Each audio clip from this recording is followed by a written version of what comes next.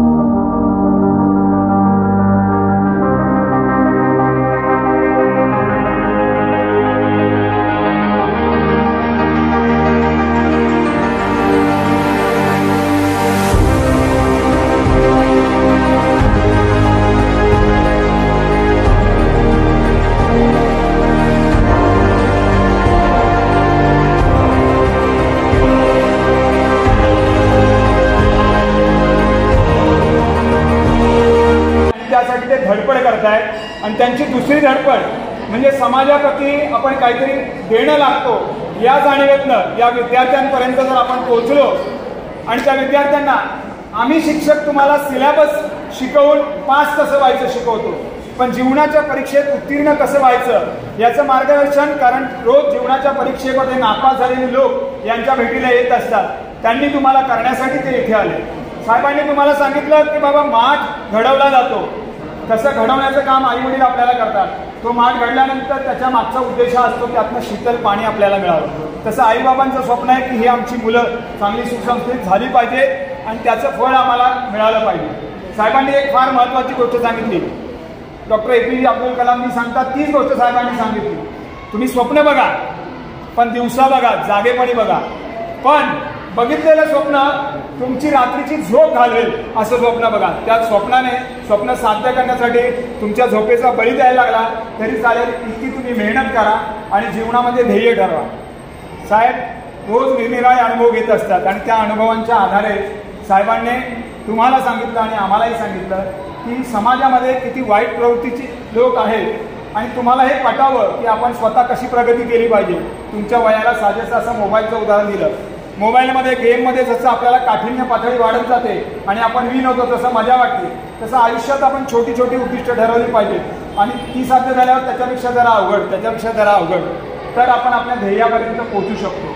व्यसनाधीनता ही समाजाला लागलेली कीड आहे. आत्ताच साहेबांनी सांगितलं की मागच्या महिन्यात रेडमधून 300 करोड रुपयाचा ड्रग्ज पकडली. तर ही ड्रग्ज जाते कुठे? तुमच्या आमच्यासारख्या सामान्य लोकांपर्यंत पोहोचते आणि आपल्याला माहीत नसतं आणि आपण सहज या टीनएजमध्ये या वयातली मुलं जास्तीत जास्त लवकर शिकार होतात. तसं होऊ नये यासाठी आपण सजग असायला पाहिजे, जागरूक असायला पाहिजे, जागा असायला पाहिजे. साहेबांनी वेगवेगळ्या प्रकारची वेगवेगळे उदाहरणं दिली. त्यांच्या लहानपणी शेतकऱ्याचा मुलगा असताना सुद्धा मनात जिद्द बाळगली. आपण जे ठरवतो ते आपण करू शकतो. जेवढे स्वप्न आपण बघू तेवढे नक्कीच पूर्ण होणार आहे. साहेब म्हणाले मी 65% स्वप्न बघितलं पूर्ण झालं, मी जास्त बघितलं असतं तर तेही पूर्ण झालं असतं. साहेबांनी PSI व्हायचं स्वप्न बघितलं ते पूर्ण झालं. साहेब त्यावेळेला जर IAS-IPS व्हायचं स्वप्न बघितलं असतं तर नक्कीच पूर्ण झालं असतं. यातला त्यांना हाच मेसेज द्यायचा आहे की मुलांनो मोठी स्वप्न बघायला शिका आणि स्वप्न असं बघा, दिवसा बघा, जागेपणी बघा की त्या स्वप्नाने आपली झोप उडवून टाकली पाहिजे. जोपर्यंत ते ध्येय आपल्या स्वप्न पूर्ण होत नाहीत तोपर्यंत. खरोखर साहेब आपलं मार्गदर्शन हे अतिशय मुळे हा कार्यक्रम झाला. अशा सगळ्यांचे मी महाराष्ट्र मित्रमंडळ संस्थेच्या वतीने आणि म्हात्रे सरांच्या घरांनी आणि सकाळी सरांच्या कोऑर्डिनेशनने साहेब इथे आले तर या सगळ्यांचं मी आभार मानतो आणि आजचा कार्यक्रम अध्यक्षांच्या परवानगीने संपला असं जाहीर करतो.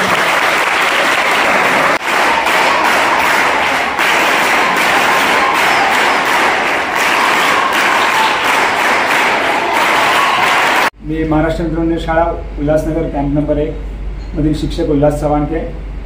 आज आमच्या शाळेमध्ये उल्हासनगर 1 नंबर पोलीस स्टेशनचे वरिष्ठ पोलीस निरीक्षक श्री विष्णू तामाणे साहेब आले होते विद्यार्थ्यांना मार्गदर्शन करण्याकरता. त्यांनी विद्यार्थ्यांना खूप छान मार्गदर्शन केलं. मार्गदर्शनामध्ये त्यांनी विद्यार्थ्यांना व्यसनाधीनतेपासून लांब कसं राहावं, सध्याच्या काळामध्ये व्यसन हे किती मोठ्या प्रमाणात लागतं याबद्दलची माहिती सांगितली. त्याचबरोबर कुठल्याही काम करत असताना पहिले आपण त्याचं उद्दिष्ट ठरवलं पाहिजे, ध्येय ठरवलं पाहिजे आणि ते ध्येय गाठण्यासाठी आपण प्रयत्नशील राहिलं पाहिजे. यासाठी मुलांच्या वयाचं उदाहरण त्यांना सांगितलं. जसं मोबाईल गेम खेळताना मोबाईलमध्ये जसं आपल्याला एक लेवल क्रॉस केल्यानंतर पुढची लेवल खेळाविषयी वाटते, ती क्रॉस केल्यानंतर पुढची लेवल म्हणजे नवीन नवीन काठिण्य पातळी ओलांडाविषयी वाटते, त्यानंतर खरा आनंद होतो. आपल्या आयुष्यात पण आपण एक छोटं ध्येय ठरवलं पाहिजे, ते मिळवल्यानंतर मोठ्या ध्येयासाठी प्रयत्न केला पाहिजे, आणखी आपल्याला आनंद होईल. त्याच्यापेक्षा मोठं ध्येयासाठी प्रयत्न केला पाहिजे. माणसाने स्वप्न बघावं असं त्यांनी सांगितलं आणि स्वप्न हे झोपेत नाही तर दिवसा बघावं आणि स्वप्न असं बघावं मोठं, इतकं मोठं स्वप्न बघावं की ते स्वप्न आपली रात्रीची झोप उडवून टाकेल असं स्वप्न बघावं. आणि ती उडवलेली झोप म्हणजे तोपर्यंत आपल्याला झोप येणार नाही, जोपर्यंत चैन मिळणार नाही, जोपर्यंत आपण ते आपलं ध्येय अचीव करू शकत नाही. अशी मोलाचं मार्गदर्शन आम्हाला तामाणे साहेबांनी विद्यार्थ्यांना दिलं आहे. त्याचबरोबर सकारात्मक दृष्टिकोन आणि वाचनाचं महत्त्व याविषयी पण साहेब बोलले.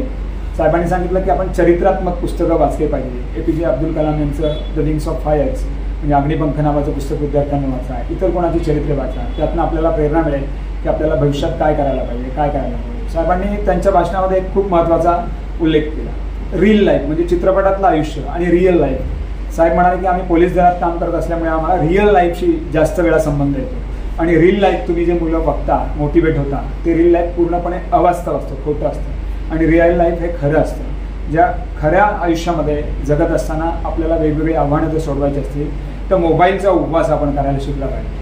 म्हणजे दिवसातनं 1 तासभर मोबाईल बाजूला ठेवणं किंवा आठवड्यातनं 1 तास मोबाईललाच हात न लावणं, अशा प्रकारे आपण मोबाईलचा उपवास करू शकतो की जेणेकरून तो वेळ आपण सकारात्मक चांगला वेळ क्वालिटी टाईम आपण इतर गोष्टींसाठी लक्ष देऊ शकू, इतर गोष्टींसाठी देऊ शकू आणि आपल्या जीवनामध्ये आपण यशस्वी होऊ शकू। आजच्या कार्यक्रमामध्ये भाषण करताना त्यांनी आणखीन एक खूप सुंदर गोष्ट केली जी आमच्या अध्यक्षांनी पण त्याचं ॲप्रिशिएशन केलं की भाषण घेत असताना मुलांना कंटाळा येऊ नये म्हणून अर्ध्या तासानंतर सर्व मुलांना उठून उभं केलं, थोडा वेळ त्यांची कवायत केली आणि त्यानंतर त्यांना परत बसवलं, जेणेकरून विद्यार्थ्यांचं जे लक्ष आहे हे लक्ष 100% अवधान कसं काय टिकून राहील यासाठी सुद्धा त्यांनी प्रयत्न केला। त्यांची आवडलेली आणि भारावून टाकणारी एक गोष्ट अशी होती जी विद्यार्थ्यांसकट आम्हा शिक्षकांना पण भारावून टाकले। वयाच्या 55व्या वर्षीसुद्धा ते आयर्नमन सारख्या स्पर्धेची तयारी करतायत आणि आपल्या स्वतःला नवीन नवीन आव्हानांसाठी तयार करतायत। आयर्नमनच्या स्पर्धेत त्यांनी मुलांना सांगितलं की साधारणतः 4 किलोमीटर स्विमिंग करावी लागते, त्याच्यानंतर 72 किलोमीटरची सायकलिंग करावी लागते आणि 42 ते 50 किलोमीटर मॅरेथॉन रनिंग करावी लागते आणि हे सगळे उपक्रम 17 तासात 16 तासामध्ये पूर्ण करावे लागतात आणि त्यासाठी ते आता अथक प्रयत्न करत आहेत। खरोखरच त्यांचं मार्गदर्शन आमच्या शाळेतल्या विद्यार्थ्यांसाठी आणि आमच्यासाठी मोलाचं ठरलं आहे। धन्यवाद।